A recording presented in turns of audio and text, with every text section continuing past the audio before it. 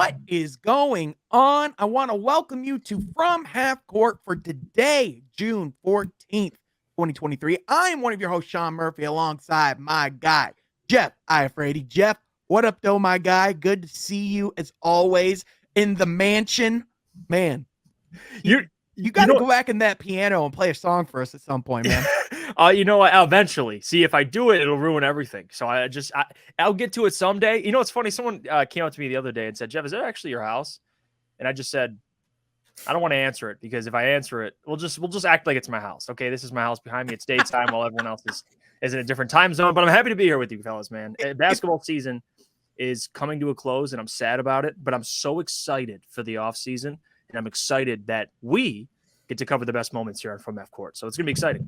I mean, at the end of the day, even though it's the off season, that's still like a prime time to be a basketball fan. Mm-hmm.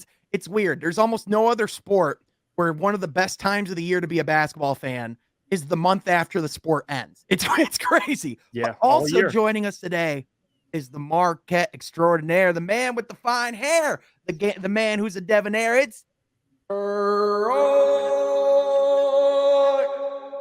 Thurgy. Hey, Troy, how's it going? Going good, Sean. You guys both just took the words out of my mouth. I was going to say how excited I am for the off season because tonight, probably as we're recording, will be the last game of the season. Yeah. Nuggets in 5. But to you guys' point, I mean, sometimes the off season can be just as fun as the trade deadline in the regular season and seeing what teams make moves in the regular season. But because the off season, for when free agency hits, there's always a bold move that happens, and it always shakes up the league, and it's fun to talk about those moments. So I'm ready. I'm sad the season's ended, but like you guys said, the offseason just as much as the season as itself. I mean, we're at the point where free agency's kind of dead, right? Like players can start forcing themselves out of situations kind of whenever they please.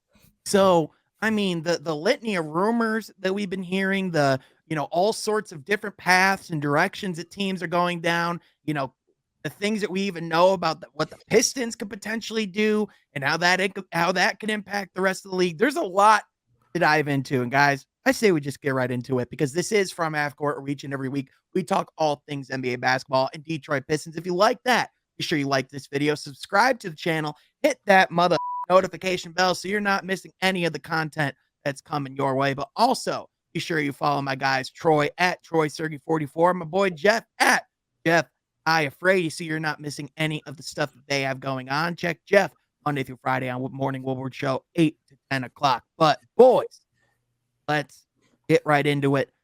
Before we get all things NBA Finals, NBA offseason, potential trades that could happen. We even have a potential trade that could happen with the second overall pick, apparently. Let's talk about Monty Williams, the Detroit Pistons. As of when this comes out, Monty Williams will have been introduced as the head coach of the Detroit Pistons. And all we know right now is that Monty is working diligently to get his staff together. We obviously last week had the pleasure of having our guy, James Edwards III from The Athletic on the pod. And, he gave us the nugget that Monty Williams is in charge of picking his own staff. And so far, guys, who has been added to Monty Williams' staff? None other than From Half Court primary character Stephen Silas. Gentlemen, how poetic. Yeah, and I'll just say this. We erased everything I said about Stephen Silas, right?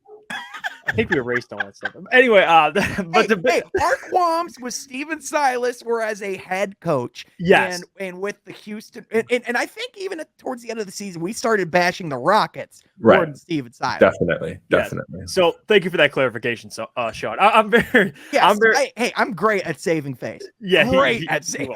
Great at PR. I'm excited for Stephen Silas. I am. I mean, although we talked about him as a head coach, he's in a very different role, lead assistant for Monty Williams. Think about the basketball knowledge you have in the building with Stephen Silas, former head coach, but we know what his dad's done and what he's been all through his different NBA teams he's been through in the league as a coach, an assistant coach. And then you have Monty Williams, of course, Dwayne Casey, like the collection of knowledge, John Beeline as well in the building, like the basketball knowledge you have at will for any of these players it's big time. So we saw in the offseason too with that Boston series. I expected Steven to be gone. I thought he was going to Boston as Joe Mazzulla's lead assistant, but the Pistons got him. And again, very, very smart man. So I'm excited for him. Although you can criticize him for, what he did as a head coach, knows a lot of basketball, and he's going to help everybody on the Pistons. So it's exciting. Yeah, 100%. But, not only that, but there was also, a lot of interesting tidbits, with, just about, moving forward, what the Pistons head coaching staff would look like, not just Steven Silas, but we're also hearing we're also hearing a word from Jake Fisher of Yahoo Sports that former 76ers assistant Dan Burke is set to join Monty Williams' staff as well. And Burke is known as being one of the best defensive minds in basketball. Specifically, he was with the Blazers from 89 to 97, and then the Pacers from 97 to 2020, and then the Sixers from 2020 to present. This guy is known as one of the best defensive assistants in basketball. So if he is indeed coming to our bench, we now have Steven Silas, who was known as one of the best offensive minds in the game. His resume of working with guys like, Luka Doncic, multiple different guards. And now you had a guy like that as well. I mean, guys, we talked about how many voices we had in our front office. The bench is getting even deeper almost. Yeah, definitely. And I think that's a move that I think Troy Weaver and even Tom Gores, I think, had a lot to play into. I think they want to really ramp up this restoration, if you will. I still love using that word because I think your coaching staff matters. And we have the young core already that we know that can make massive jumps. We've seen those jumps already. And I think a Cade Cunningham back, guys, will change everything. And I just think he being the primary, source of our offense and just being such a guy who's developing his career already on the defensive end, I just think that a coaching staff that can match his potential will be the best potential for the team. Yeah, and think about this too. Dan Burke with the Pacers, while he was with the Pacers, and I looked through because my favorite thing to do is either with a player or a coach that comes from an organization. I like to look at Pacers Twitter and the Twitter in which they came from. And one thing I hear a lot about Dan Burke, and if you look back when he was with the Pacers, and this was also listed, I found this stat too, the Pacers during his time, and this was, through 17 seasons, that was the sample size. They ranked in the NBA's top 10 for defensive field goal percentage, 13 of the last 17 he was there. So think about his impact he had defensively, and you see the Pistons, not just youth, overall defensively, they were terrible, but a lot of that is personnel. So with a guy like Dan Burke as one of the top assistants there, defense, kind of like being the defensive guru for the team, I think that's a home run hire. And this is a team that, again, the identity of the city is based on what teams have done in the past defensively. So hopefully we can get back to that identity. Yeah, for sure. And guys, it doesn't end there. Two other coaches that are reportedly, very well could be heading to Detroit.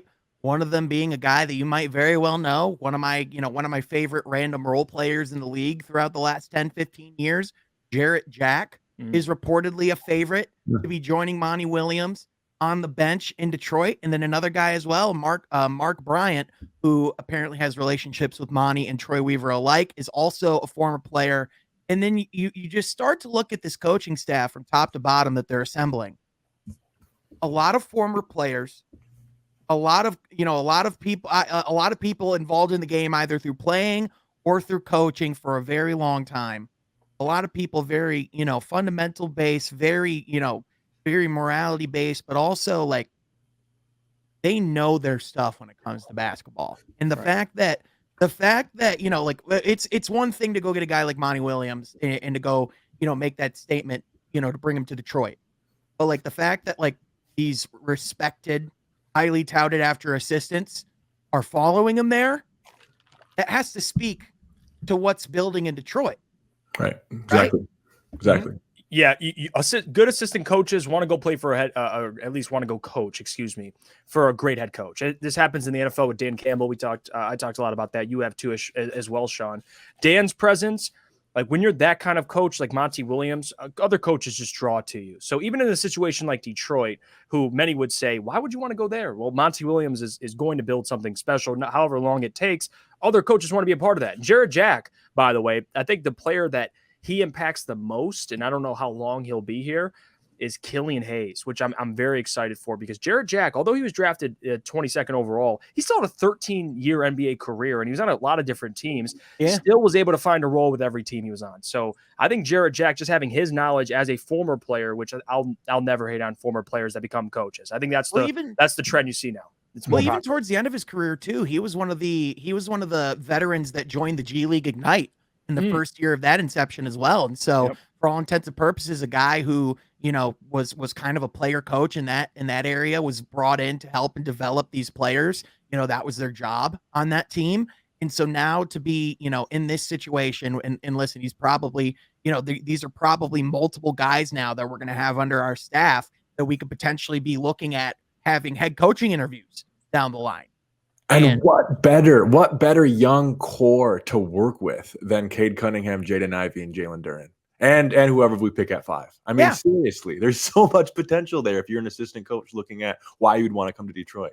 For sure. Now, Omari Sankofa, another one of our guys, shout out Omari. He tweeted something earlier today, which I thought was interesting, and I think is like a good reminder, to the people, to the people who are, talking about who we're picking in the draft and like how Monty could change that. Omari made a really good point. He said, seen a lot of talk from Pistons fans over the last few months about their coaching hire and how it could impact the draft. I'll just say that they have an entire draft scouting department and a front office. The coach has input, but the coach isn't making the pick. And then in his second tweet, he said, specifically, I saw people relieved/upset they didn't hire Ali because they thought it could impact their thinking on the Thompson twins. Was never a thing. They're not going to spend months on a draft board only to dump it based on the opinion of the new coach, which I think is a very big thing to point out. Like, as much as this contract is a big move, this is not the equivalent to handing the keys to Stan Van Gundy.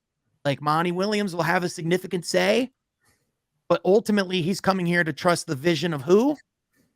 Troy Weaver. Yeah, as he should. I mean, imagine that, especially in Detroit over the last, 10 years, typically, and this isn't just in Detroit, but you don't want your head coach making draft decisions. It's not ideal. And again, it's nothing against Monty. I'm sure the guy has a plethora, a wealth of basketball knowledge, but leave that to the talent evaluators. Leave it to Troy, and I'm sure Monty knows it. It's worked out pretty well so far. So keep letting Troy do his thing. I mean, I mean, the other thing too is like, this is a guy who just joined the franchise a week and a half ago, right? So like, if you are to dump every single thing that you're thinking and change your mind based off of who your coach wants to draft, isn't that kind of a thing you kind of worry and scratch your head about, Troy? Yeah, definitely. And we as Pistons fans saw some nightmares with that, and you brought his name up, Stan Van Gundy. Yep, for sure. And listen, we don't have a clear idea right now as to who's at the top of their board. I think more than likely, I still think Amen Thompson's probably the pick at 4 for Houston. So I think more than likely the selection is going to probably be between Cam Whitmore, Jarris Walker, and Asir Thompson. I know Jeff Taylor Hendricks is a guy that, is gaining a lot of momentum and has been a guy that you've been one of the forefront people in championing. Could you possibly foresee a scenario where Detroit drafts him at 5, or could you also perhaps see a scenario where Detroit tries to trade back and they could potentially, go back later in the lottery to get a guy like Hendricks and maybe someone else too? Yeah, and I think the second option is more likely. And I just want to say this: just because I like a player doesn't mean I'm slamming the table. Because and this is not just the NBA. We're all guessing. Yeah, well, part of it is with the NFL too. I feel like if you like a player, it doesn't matter where you draft him. If you like him, you take him there. And I know people get with the semantics of it. Well, he's good at 5, but he's not good at 7, or he's good at 7, he's not good at 5. It's like, dude, if you like him, take him. But if we're being realistic here, what do I think? Troy that to Lions fans this last year's draft. Bingo. Like, if you like them, take them. That's my philosophy. It's what I've always believed. So with Troy and the players that are available, I think realistically, speaking, with the prospects that are going to be available, Cam Whitmore, the other Thompson twin as well, like Jarris Walker, like there's so many guys in that conversation that I don't think I can just say it's Taylor Hendricks. But if you do want a player like Taylor Hendricks, he'll be there. And if you can find a scenario where maybe you trade back 2-3 picks, I think he'll still be there. So I'm cool with either one. I like Hendricks a lot because he checks a lot for what I'm looking for. But again, like I've always said, and we've been pretty consistent with this, there's a couple guys I think we'd all be happy with at 5. Mm-hmm. Yeah, for sure. And, I think Troy as well, like, I think when you are in this position, it's kind of like taking the 5th pick is almost like, in a lot of ways, it's sort of a can't win, but it's also kind of a can't lose in the sense that some decisions are already preemptively being made for you. Right. And sure, there's going to be guys that, you're going to be judged on who's drafted after you as well. But at the same time, for all intents and purposes, it could be decided for you based on what you have on your big board and who you like and where they get selected. Right. And we saw that identical scenario last year with Jaden Ivey. I mean, that pick was selected practically for us just because of the Kings picking Keegan Murray. Yeah, them drafting Keegan Murray. It was just like, yeah. What do we do now? Yeah, right. I wonder. But I personally think Troy Weaver's content at 5. I do think there's a wide variety of players you can get. And personally, I'm still on the Cam Whitmore train. But I mean, of course, it's fun to think about trading back to 6 or 7 or maybe even 8 and seeing what those teams are willing to offer you 4 or 5 plus whatever pick that is. But I personally just think you have enough good players at 5 to stay at 5 if I'm Troy. Yeah. It's got to be an offer that like really blows you away, right? And like at the very least, you got to get someone back that you feel like can come in and like make a positive impact on your lineup. I don't think we're in a situation where we're going to take on the salary dump for the purposes of getting another 1st round pick. I just don't think that's the position we're in.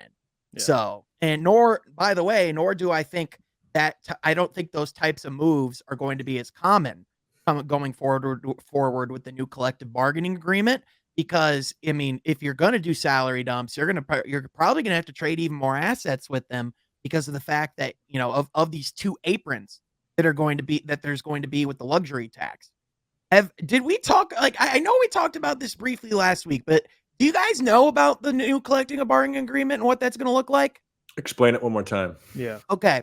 So essentially, for those that don't know, the NBA Players Association and the league, they have to periodically get together and sign what's called a collective bargaining agreement.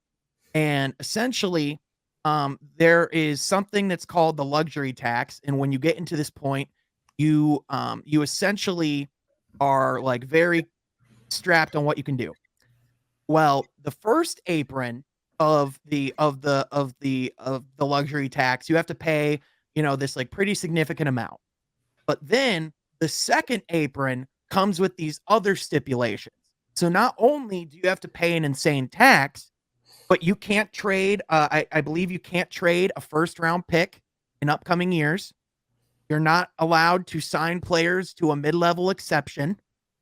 There's like multiple things that like you are just strapped as far as moves you can make, selections you can take, like think moves that you can make throughout the season, or like, so for all intents and purposes, so like examples of teams that would fit under this. The Golden State Warriors and the Phoenix Suns are currently scrambling like a mother to find money, because if the Warriors don't cut their salary, they're in the second apron, meaning they can't make trades to improve their team. For all intents and purposes, they are locked in. And unless you are in love with the roster that you have, like for all intents and purposes, guys, this is gonna we're gonna see like the middle class of the league.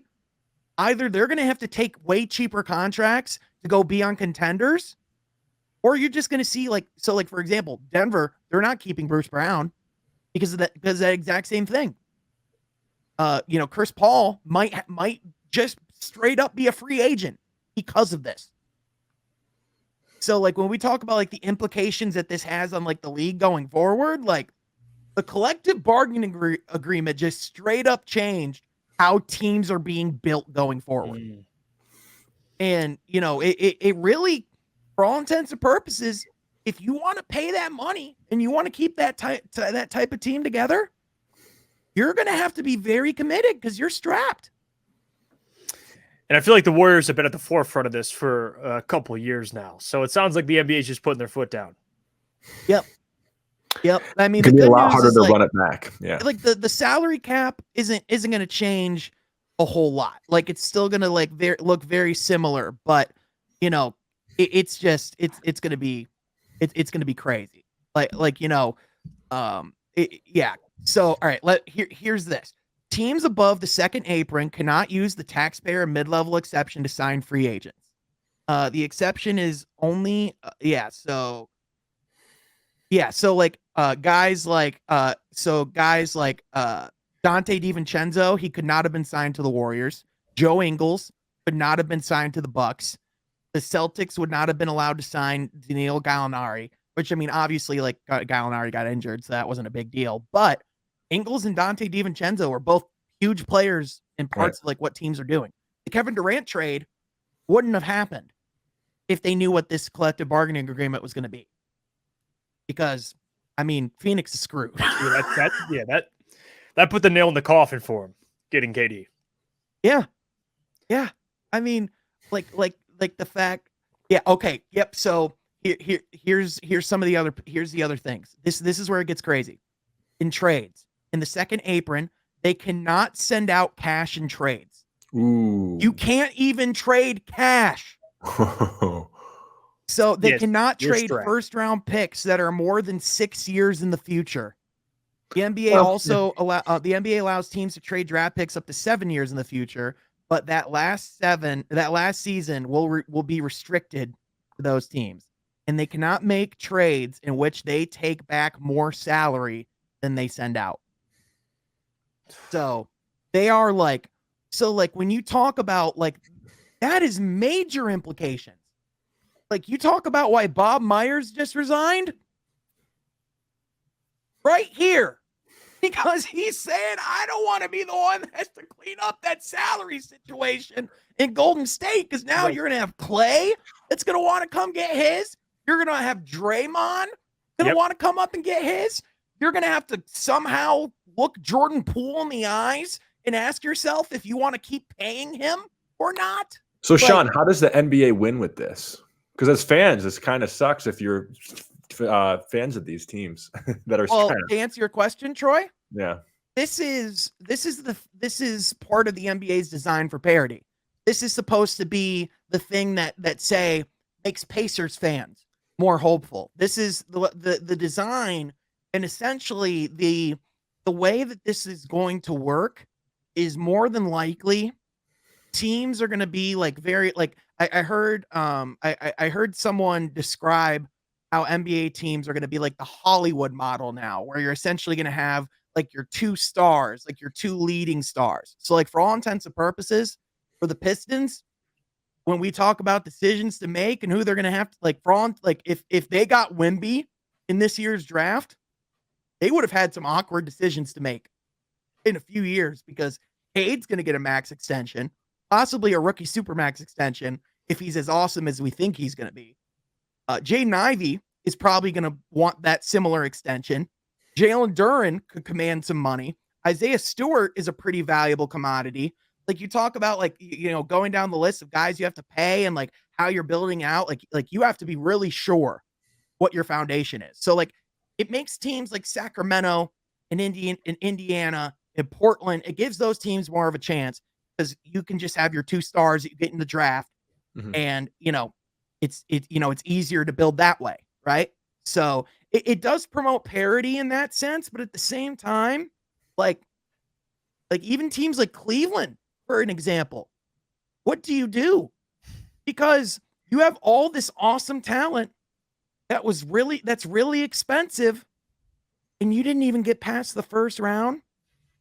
Yeah. Why are we going to enter the second apron and lock ourselves into this if we couldn't even beat the Knicks? And you got Mobley coming down the pipeline. Right. Yeah. You got Mobley coming down the pipeline. You got Darius Garland coming down the pipeline. You Donovan even have guys like Mitchell. Jarrett Allen. That's Yeah. going to command significant money. You even have guys on your bench like you have to figure out who's going to play small forward for you at some point, because at points offensively in the playoffs, it looked like they were playing 2v5. Like, You're not paying Osman. Like, guys, this is gonna change the league. Like, I know this stuff is boring. I know it's not sexy when someone whispers in your ear, "Hey, baby, we're gonna talk about the collective bargaining agreement." Oh, Sean, it's not sexy until like, it impacts your team. Right. Yeah, but like, this is the stuff that championship teams, like, this is the foundation of what it's built on. Yeah. Is wise decisions in the front office. Mm-hmm. And so, yeah, man, it's going to get fascinating. And with that, I mean, guys, for all intents and purposes, I'm going to wager when this episode comes out. And I know the Miami Heat have made me look like an ass before, but I'm going to wager when this comes out that the Denver Nuggets are NBA champions and that the season is over. I'm sorry, Miami, great run. But can anyone on this podcast look me in the eye and tell me Miami's winning 3 straight? Oh, no. The only reason why I even try to have a little bit of confidence is because I picked the Nuggets in 6. So selfishly, I'm hoping they win tonight, and then you can close them out next game. You know, it's extremely worrying for the Miami Heat players, Eric Spoelstra, and fans. The fact that you were able to slow down Jamal last game, Right? and it didn't even matter. Yep. Right. And I mean, like, Aaron Gordon, Bruce Brown, like, and they're at home tonight. Like, are you kidding me? Those guys played it that way in Miami. And they only lost one game all year at home in the playoffs. Steve Kerr said this. Jamal Murray is the head of the snake. I didn't know a snake could still bite with no head. I just found that out. So Nuggets they're your NBA champions. If I'm being real, I don't have any basketball reasons why Miami would win tonight, other than I hope so because I'm selfish. I don't have anything basketball related. Denver beats them, and they're bigger, faster, stronger. They have a deeper team. They have better players. It's just you got nothing. I remember a month ago in the middle of the Phoenix series, I think it was after game 2.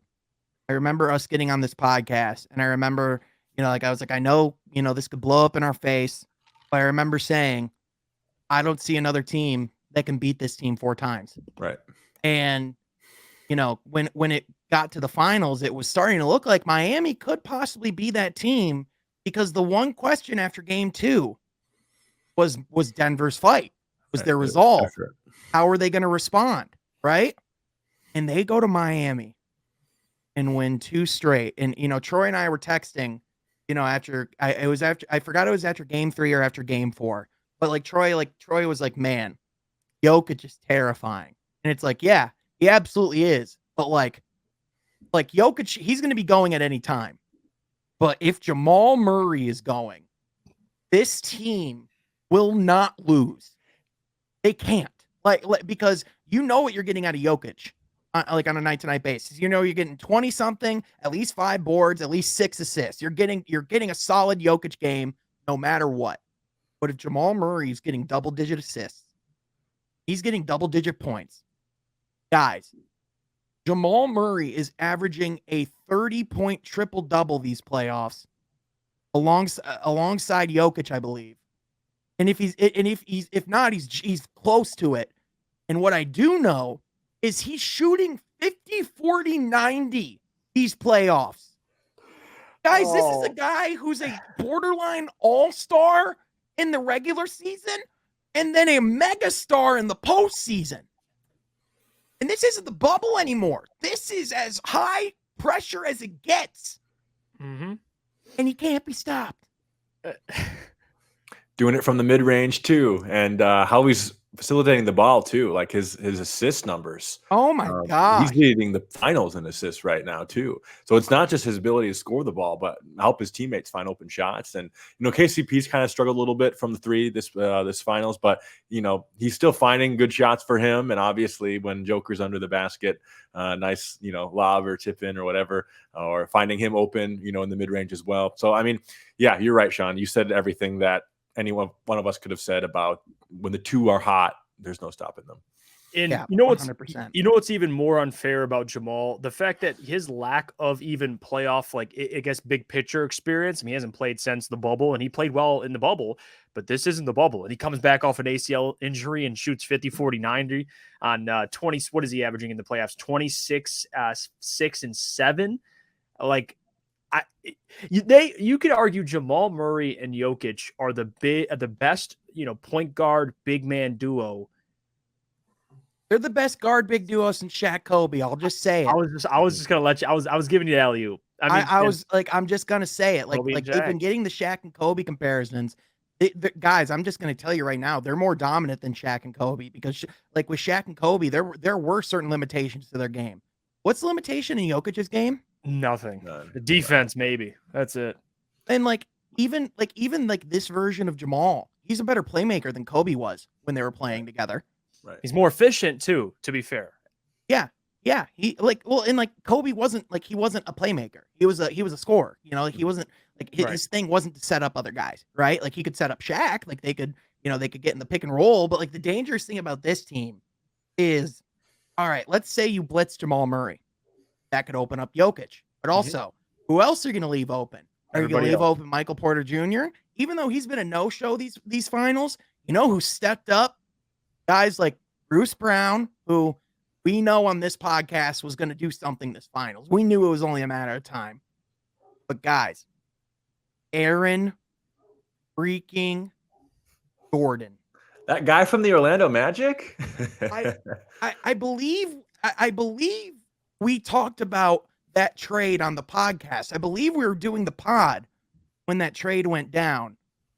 And we loved, and I think we loved the trade at the time, but I mean, man, what this guy, he's just a freaking awesome player. And he's just completely in the background. Uh-huh.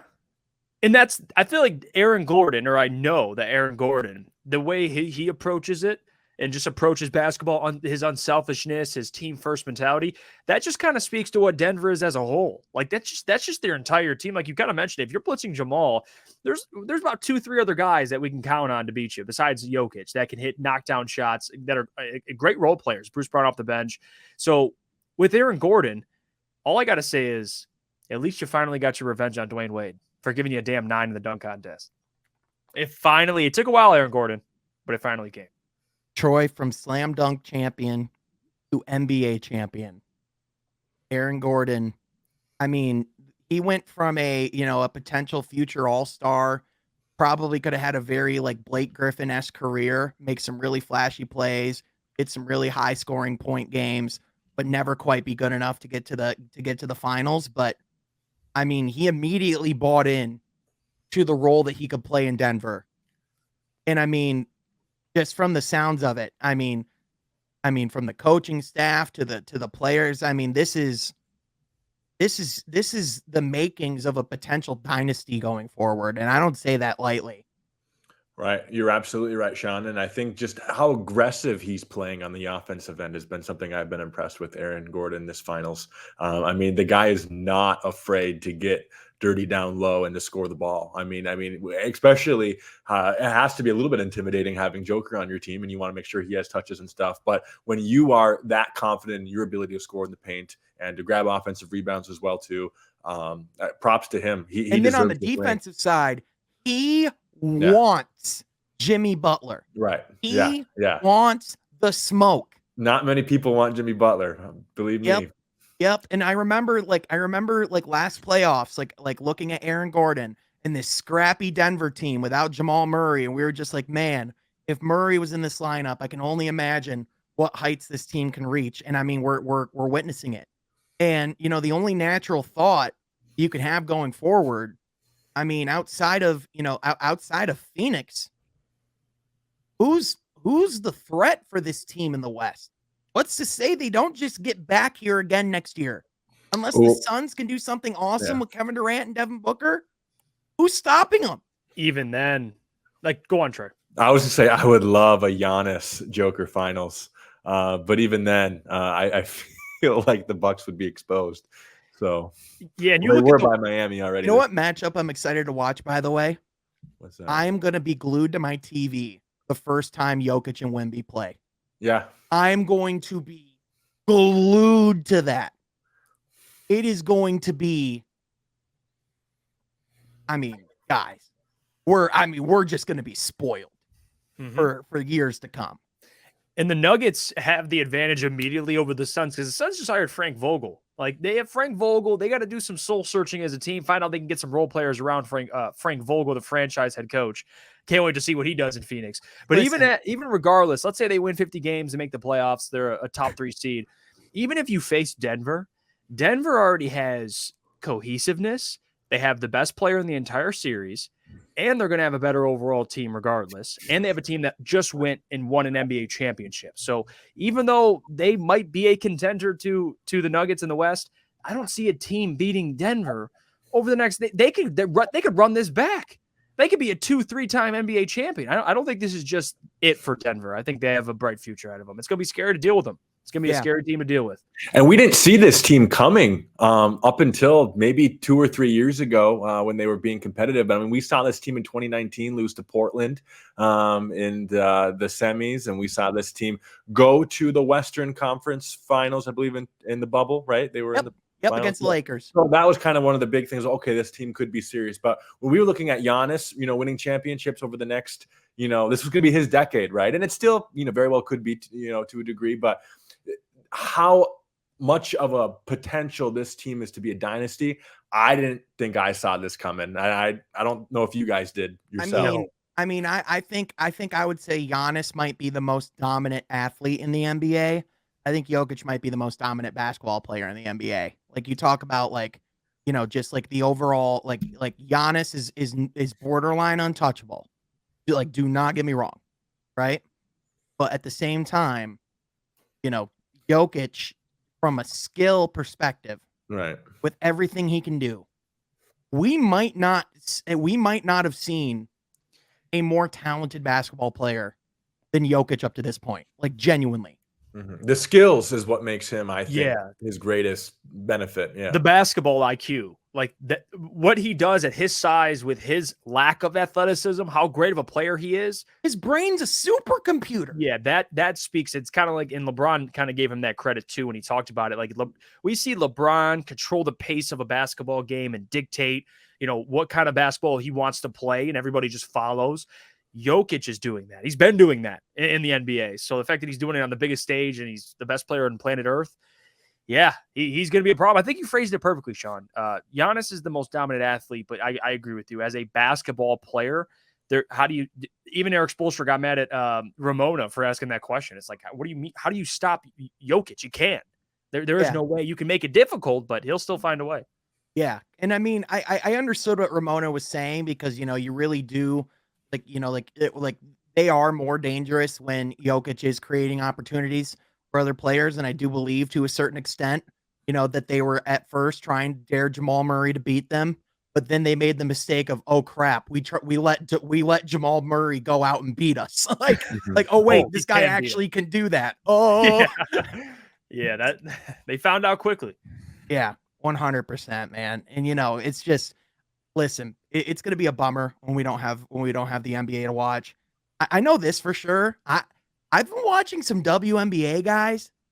I think I'm in. I'm in. Like, can we talk about what Megan Rapinoe said? What did she say? She said that Sue Bird arguably has the best career out of anybody in all of sports. Even though I love the WNBA, like, are we going to just let that one slide? Or I got to look up her resume. Hold on. I mean, really, the most impressive thing is she stayed in one team for as long as she did. 21 But Troy, years, the best career of all of sports. No.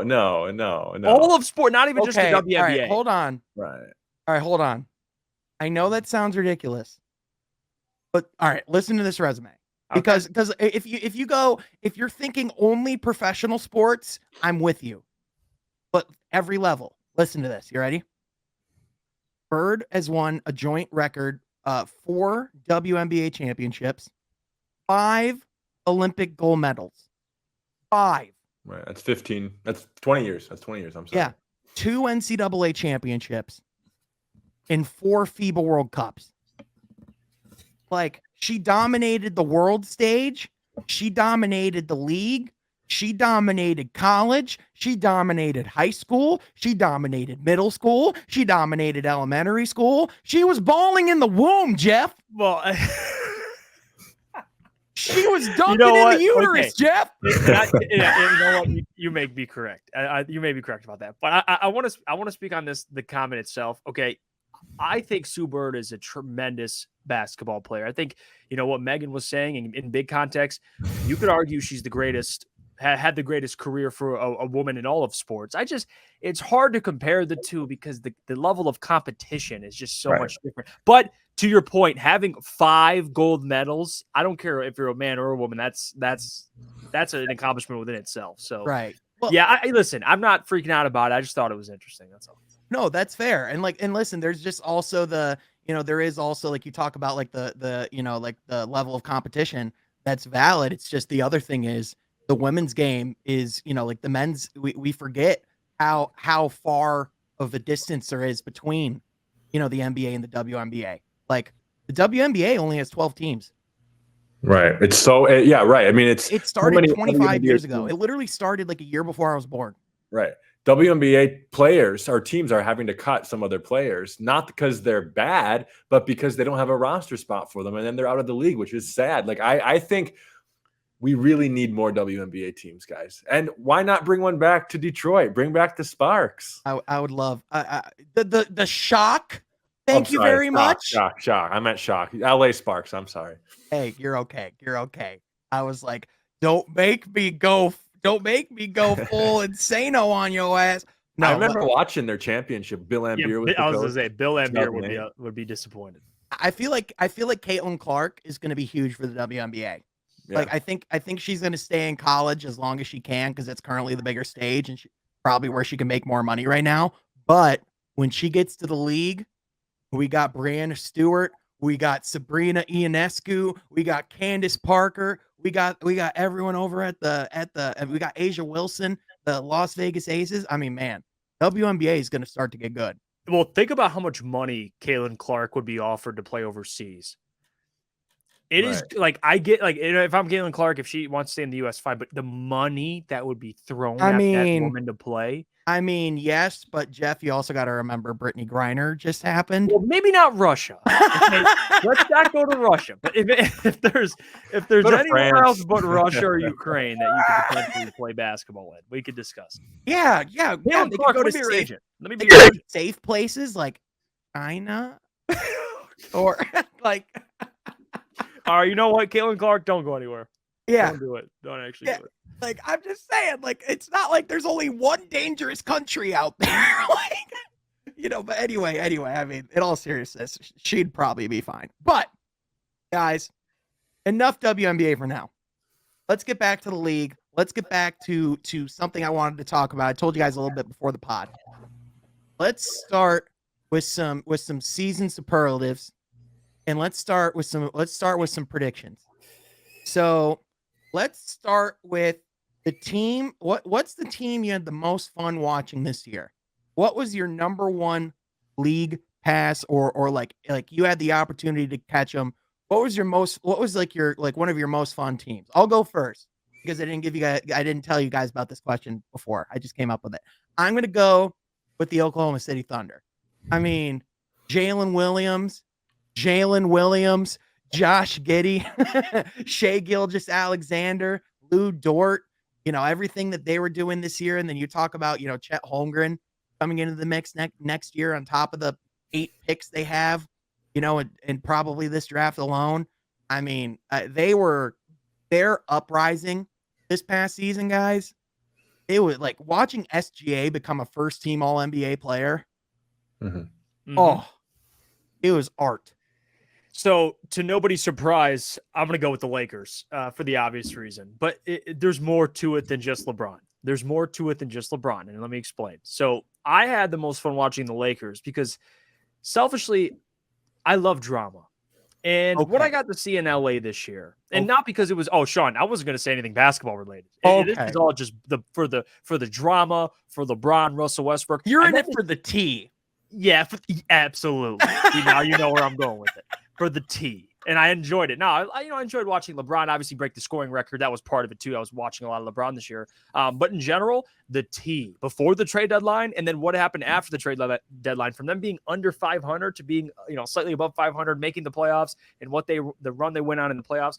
The Lakers, to me, it made no sense what they did this season. I didn't see it coming. I thought they were dead in the water before the Russell deal, but hey, here we are. So I got to say the Lakers, most entertaining for me. You guys are going to laugh and laugh and laugh at Just me. say it. But I'm going to say it. The Dallas Mavericks.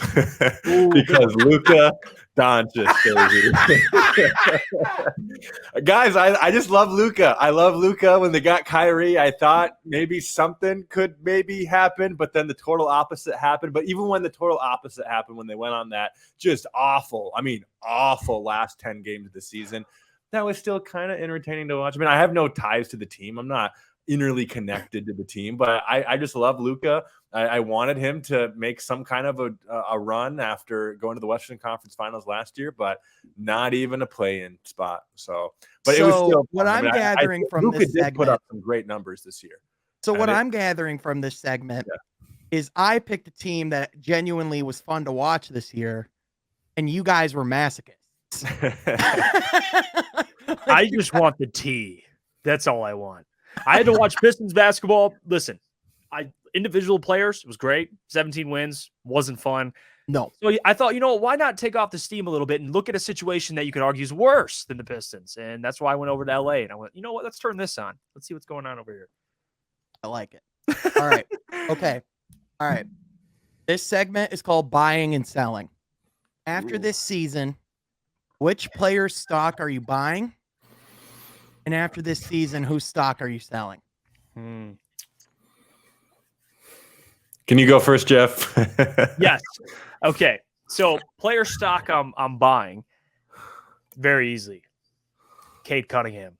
I'm buying more stock, baby. I'm buying it. I'm buying all the stock until I'm majority owner. And then I could claim, okay, I was here early because I know that what he's going to do this year. You saw a tease of it last year, roughly a little over 20 points. I think this year, what he's doing with his body, the transformation, him working on his shot, this season, him coming out listen, God forbid he could stay healthy. That's the most important thing. But if he's healthy, he's going to have Monty Williams. He's going to have a better team around him. Him and Jaden Ivey, hopefully through this offseason, be able to gain chemistry. Hopefully the on the court stuff will just be seamless. And for Cade to come out this year, I think he'll be even better than what he showed last year, because last year he was damn good in the small sample size we saw.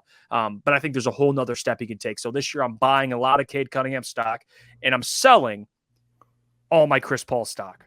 Selling every single one of it. Oh, I'm selling all of it.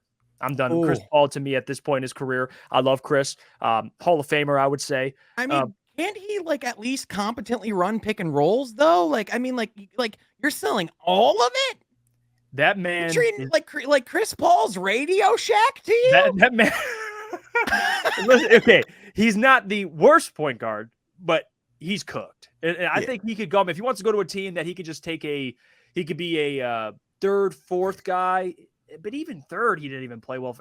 He'd have to be like your fourth best player, and maybe we can have a discussion. But if we're talking Chris Paul from the last 2-3 years being in NBA Finals, I'm selling that stock. So that's my two players. Sean, you're going to be so proud of me who I'm buying. Jalen Brunson. There we go. Yes, sir. The season he's had this past year, I think, is just fantastic. I think he's bringing the first time in our, I guess, lifetime. He's buying some stock in New York. I think he's bringing some hope to Stephen A. fans like himself. And yeah, but who I'm selling. I mean, the cop-out answer is Russell Westbrook, but I don't think I'm allowed to pick that. I mean, I'll do the second most cop-out answer, Kyrie Irving. I just don't think he can be the second or third best option on a championship team. I think there's too much drama and baggage to go with that. I think, sure, he can still score effectively on the offensive end, and we saw a glimpse of that, but what he brings to the locker room, what he brung to that Dallas team in the final stretch, was supposed to be pushing for a play-in and playoff run, and you don't even make the top 10. Yeah, I'm selling as much Kyrie as I can. Yeah, that's valid. Gentlemen, I was trying my best to not make any of my answers Pistons related. because I wanted to, like have like these like savvy league wide answers, but I just can't, like, I can't avoid this one. I'm buying all the Jaden Ivey stock I can get, and I'm buying, and like, if anyone is even thinking about selling it, I'm calling them and seeing if I can buy it off of them. I mean, guys, Jaden Ivey in the next 5 years will be all NBA. I could see it within the next 3.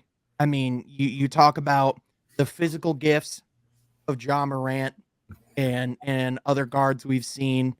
This is like, he's already the fastest player in the NBA. Not one of, he is the fastest player in the NBA. His growth from day one, from game 1 to game 82, is night and day. They talk about how this kid's in the gym all the time. His mom, Niele Ivey, is one of the best coaches in the game. The fact that he's now going to be able to work with Monty Williams, potentially guys like Jarrett Jack, you're going to have, all this going alongside you, and you get to play it alongside Cade Cunningham, like, and you get Steven Silas. Like, are you freaking kidding me? Like, I like Jaden Ivey, in my opinion, like I feel like I'm watching. I feel like I see so many shades of Dwayne Wade, man. I see so many shades of Dwayne Wade. And I think it's hard to eventually, avoid. I think eventually he'll be an even better shooter than Ja Morant. I'm talking on the court, not off the court shooting, but I'm talking on the court, just to clarify that. But I think, and Ja was almost my answer for selling. However, guys, Zion's cooked. Like, listen, I know, listen, we all know knees weak about the reporting over the last week. We're not gonna touch too deep on that because, listen, this isn't a personal business podcast. That's not the type of stuff we're gonna be spitting on here. That's a deep one there for those that know what's going on in the Zion situation. But anyway, oh, that one, yeah. But anyway, you talk about, this was supposed to be the year, man. I mean, the pictures, the images of Zion, the videos, how jacked he got. He finally gets it. He's taking care of his body. He's on this nutrition plan. The Pelicans are number 1 in the West. And then he doesn't even come back. There's that thing in the middle of the season where CJ McCollum says he never even hears from Zion when he gets traded there. They hadn't even talked yet. And listen, as much as they don't want to talk about all this stuff, doesn't it raise a couple red flags about who he is off the court? And so, and at the very least, doesn't that show you his focus isn't quite on basketball? When your PR team has to work overtime to make your player's image intact, and then you throw on the fact that you, like, at this point, what is the return on your investment here? Like, what are we doing here? Mm-hmm. Like in New Orleans is in a can't-win situation because his trade value is not high, but at the same time, they can't give up on him. Like, I don't know. I don't know what you do. Like, and now they're trying to get their next opinion, franchise player in Scoot Henderson. Right. Mm-hmm. Yep. Like they are legitimately looking at how to get Scoot Henderson because they're afraid they don't have the franchise player in house that they thought they had. And by the way, like, if I'm New Orleans, could Brandon Ingram potentially, like, do they give him up to Portland? Like, a year ago, if this draft was a year ago and we're having this conversation a year ago, oh, I'm in love with that idea.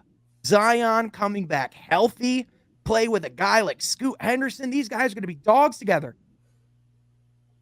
Now, why would I trade my one insurance policy? Because Brandon Ingram is their best player. Right. Oh, absolutely. They would have a hard time, I think, bouncing back without an Ingram. I mean, he was their nucleus last year. Yeah. I just, when you talk about, like, listen, I like Zion as an athlete, as a talent, as when you talk about everything he can be, absolutely bona fide one of those dudes, when on the court and when healthy. But guys, When's this guy been focused on basketball since his days at Duke? It's been a while. Like, this guy literally cared for 1 year, and then he got picked. Some guys can't take the NBA life, man. And as of right now, Zion's looking like one of them. Mm-hmm. And it's crazy to look back at that draft, too, with Ja and Zion. And it was always, clearly the Grizzlies won the draft. They got Ja over Zion. And then they both have their own issues. So, man, what a weird question to ask. Which franchise would you rather be right now? Would you rather have the Ja situation where there's legitimate life-threatening, like, potential, like implications there? You might have to up your security. You don't know what types of things Ja's getting into. And, like, I know there were reports that it was a toy gun, but we don't know if that's true. And even then, why would the NBA wait so long to say something if it was a toy gun? Right? Did they release what they needed to release about Ja Morant after because they said they do it after the finals? Yeah, they said they do it after the finals. So as of when this comes out, I don't think we're gonna know yet. I'd imagine. I would bet. I would bet they're not gonna, like, drop it like the day after the finals. I'd imagine it's gonna be like end of this week, beginning of next week. Like, it's gonna be before the draft so that they know. But they're gonna want enough time for, like, the championship to have its day. Right. You know what I mean? Right. So, I mean, I listen. The answer, if I'm a general manager, is neither. But if you're making me pick, it's weird. I know I just picked Zion as the guy I sold my stock on.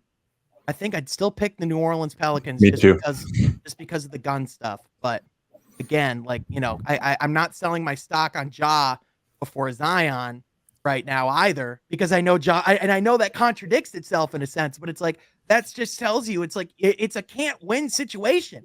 Because it's like, guys, what the hell? Just stay on the court. Yeah, I guess that's a tough one.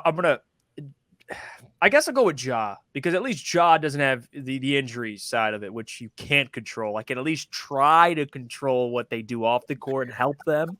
But if you're injured, you're injured. At the same time, Jeff, could you also make the argument that you can heal an injury, but you can't fix stupid?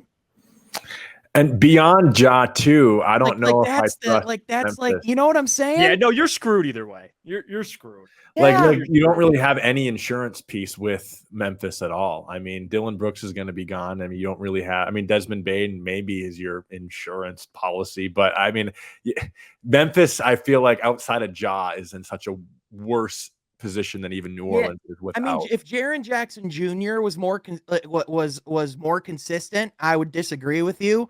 But, like, I mean, I feel like that's like a whole other thing, right? Sure. I mean, yeah. Which franchise? I'll go Pelicans. Yeah, as a brighter future, definitely. Yeah, but again, I mean, that's like, it's like asking which turd is more polished. You know what I'm saying? Yeah, they both stink. They both stink. Yeah, for sure. So did the Knicks actually win that draft with RJ Barrett? I don't know, because it's too early. Is he worth the third pick? Yeah. Hold on. All right, this was 2019, right? Went fifth, and DeAndre Hunter, I think, went fourth. Ooh. All right, yeah. So hold on. Here we go. All right, Zion Williamson, Ja Morant, RJ Barrett, DeAndre Hunter. Is Darius Garland the best player from this draft? I think it's Darius Garland, guys. Wow. Tyler Hero was in this draft. Pistons legend Sekou Doumbouya was in this class. Ooh. I miss him. Not really. I miss the idea of him. I miss being excited about him. How about that? I miss being gleefully ignorant. Yeah, I'm with you. Yep, for sure. All right, guys, 2 more questions. Team most likely to blow it up this offseason. I would like to say Toronto, but I feel like when you trade Cat, you kind of already are blowing it up. So I'm going to have to go Minnesota, just because you have to with that roster. You can't really compete with what it's having right now. Yeah, I mean, you're certainly stuck between a rock and a hard place. Yeah, aren't you? Jeff, what about you?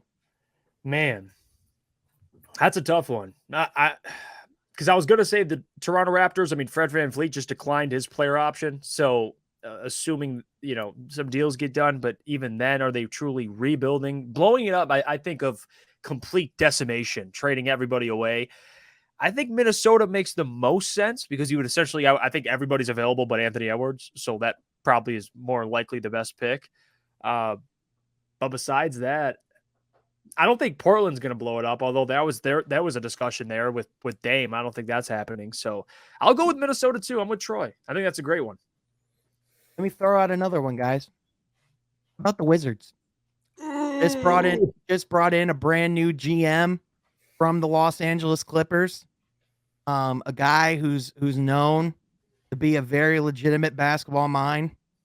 Yeah, they're going to want to start from the ground up. They're in a position this summer where both Kyle Kuzma and Kristaps Porzingis, you have to make some decisions on financially, and you're essentially either going to commit to Kuzma, Porzingis, and Beal and win 36 games a year, or you have the 7th pick in the draft, Bradley Beal. You could essentially, if you just getting him off your books would be a step forward for your franchise because that gets you into the draft conversations. That gets you at least moving a direction, right? I mean, this feels to me very similar to when the Pistons brought in Troy Weaver, of a guy saying, this doesn't work. Stop trying to make this work. Mm-hmm. In my opinion, I think Washington could be in a prime position to make some moves. I heard some. I heard a potential. Again, Bill Simmons. This question was also partially inspired by a segment that Bill Simmons did on their pod today, and one idea they brought up for Bradley Beal as a potential landing destination, guys. We could be looking at James Harden's replacement in Philadelphia. We'll see. A lot of different things can happen, but I mean, I'm just saying, I think the Wizards they need to make a move. Yeah. They need to blow it up. Yeah, Minnesota or Washington, those two teams, man. At least Minnesota has a franchise player to some extent. Yeah, but because that's the thing, is Minnesota, is that I don't think they can afford to blow it up though, because Rudy, you still have. Anthony Edwards are keeping. I mean, if anything, maybe this is just arguing about semantics, but they're gonna have to do a retooling for all intents and purposes, and just give Ant the keys, right? I mean, that's their move. Yeah, Washington is a complete decimation. So even by my definition, Washington fits that mold. Right. But also we could argue Portland should. Yes. Portland's another team that should. I love Dame. It's not going to happen. It's not going to happen in Portland. Not with they could genuinely draft. They could draft Scoot Henderson, get some awesome assets to go and build around him and Shaedon Sharpe with a young coach and Chauncey Billups. I think you're in such a position where you could actually be a championship team 5 to 10 years from now if you do it right. Do it the way that you didn't do it with Dame. But instead, they're just going to repeat their mistakes. And they're going to be out of the play-in tournament again next year. Yep. Yikes. So, yep. One last question. What is the biggest name we see change teams this summer? The biggest name. Is this someone that can be a free agent as we speak? Yes. Yep. It could be someone who's a free agent. It could be it could be anybody. Who do you think is the biggest name that we see? Well, I think the easiest one, and I'll just get it out the way, has to be James Harden. I think at least someone I could guarantee, one of the best players to change teams. I think it'll be James Harden. Kyrie, maybe you could argue too, but James, I think we can. I don't want to say almost book because you never know. He could go back to Philly. I think it's pretty certain he's leaving Philly. He's probably going to Houston, back home to Houston. So I mean, when this story drops on Christmas Day, and they just keep following it up with the same information since Christmas Day. Yeah. it feels like it's kind of already decided, right? Yeah, it's pretty much more decided. At least it's more decided than some other rumored players. So I'll go James Harden, biggest free agent to change teams. Yeah, that's a good, for sure. Safe, good answer, Jeff. There's not really much arguing there. I guess for the sake of our last talk with Minnesota, Cat getting traded, he's got to be up there too. Depending on where you rank Chris Paul still in 2023, with him being a free agent, I could see Boston making a move for Chris Paul. But Jaylen Brown possibly be on the move this offseason? Yeah, another one too. I would say yes. I would say yes. And Sean, can you tell our audience the trade that we potentially thought of last week? Do you remember what that was? The Jaylen Brown trade? Yeah. Oh, crap. Can you remind me? Atlanta. Yep. Jaylen Brown for your choice of Trae Young or DeJounte Murray, and then DeAndre Hunter, and then like some form of draft compensation of some form. That would be probably Trae, right? That would be a move. It would be a move. It would be interesting. It would be a move. It would certainly be a move by definition. Yeah. I'll say this much. If Dame's ever going to be moved, it's this offseason. Wow. In my opinion, if it's going to happen, it's happening now. Yeah. Like when I talk about like biggest player to like be moved this offseason, I mean, I know Dame is the type of guy where, he's not going to go and tell the team, but at the same time, there could very realistically be a world, because they had Scoot in person. They have Brandon, they're bringing these guys in for workouts, right? There very realistically could be a world where, as the draft keeps looming closer, like Dame just kind of folds and says, hey, if you guys were kind of looking to start over, I wouldn't be opposed. Like, I could see it very much being like a Matt Stafford, Detroit Lions situation, where it's like at the end where it's like, hey, what's just best for everybody? Like, I think when you have a relationship like that between a team and a player, it's just, you can't rule that type of stuff out. So if it's going to happen, in my opinion, I think it's going to be this offseason. I'll say this much. I think come draft night, I think we could see something. I think we could see something cataclysmic in the NBA world, even if it's not Dame, even if it's Scoot. I'm here for it. I'm here for it. Even if it's one of those guys like Scoot or like the second or third pick being traded for, that is going to reshape the league. So, I mean, man, like that's just some of what we can expect this offseason. That doesn't bring into account Chris Paul now seemingly being on the market, both of the LA teams being interested in their services. That doesn't talk about, guys like Kyrie Irving and what the Dallas Mavericks could potentially be doing this offseason. That, this doesn't throw into account, what types of crazy moves the 76ers or the Celtics are going to make. I mean, guys, I think Celtics have to make a move. Yeah. Oh, 100%. Like, especially losing the way they did. You got to change something about the foundation of your team, right? Sean, could you say maybe one or two teams where you could see Dame going, since that was your pick? So when you look at teams who have the assets, all right, screw it. I'm just gonna say these two teams, because my gut tells me two teams. New York, the Knicks specifically.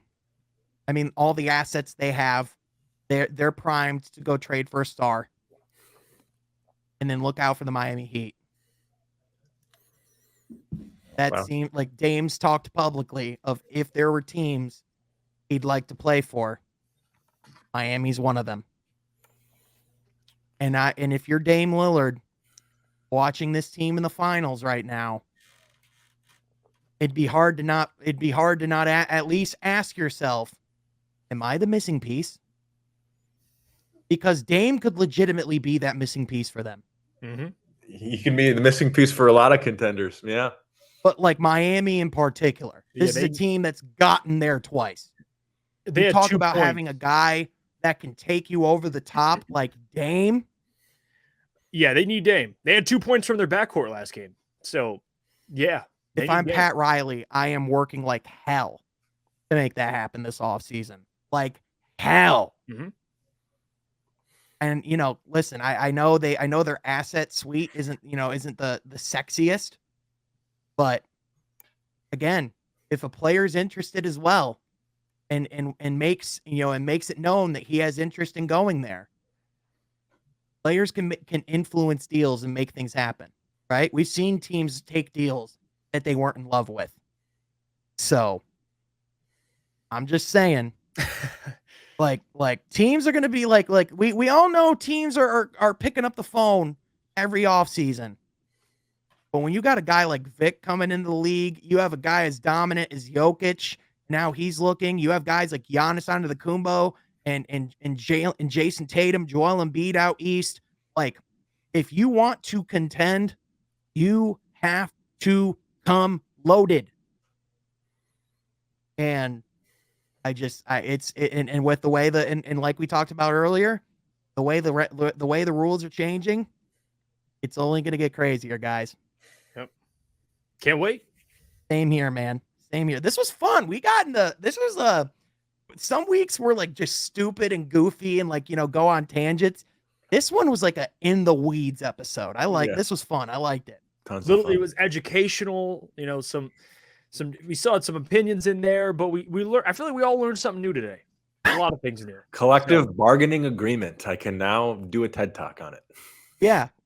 Just whisper CBA in someone's ear and just watch the hairs stand up on their arms. But anyway, guys, this was another great episode of From Half Court. Thank you all so much, everyone, for tuning in, supporting the podcast. If you like this episode, be sure you like this video, subscribe to the channel, hit that notification bell so you're not missing any of the content from the channel. But also, be sure you're following us on Twitter, myself at Sean Half Court, my boy Troy at Troy Sergey 44, and the man, the myth, the legend himself, Jeff Iafrady at Jeff Iafrady. And catch him on Monday through Friday at 8 a.m. on the Morning Woodward Show. But with that, folks, thank you so much for listening, and we will catch you guys next time from Half Court. Be sure you're subscribed.